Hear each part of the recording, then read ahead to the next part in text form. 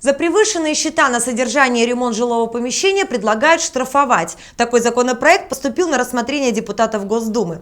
Величина превышения платы над ее реальным размером, помноженная на 3, таким видит размер штрафа. Пожаловаться на нарушение закона смогут собственники и наниматели жилых помещений, передает «Российская газета». Сумму штрафа предлагается указывать в платежном документе отдельной строкой, а также учитывать ее при начислении платы за содержание и ремонт жилого помещения. Делать это рекомендуют не позднее, чем в расчетном периоде, следующем за тем, в котором начислен штраф.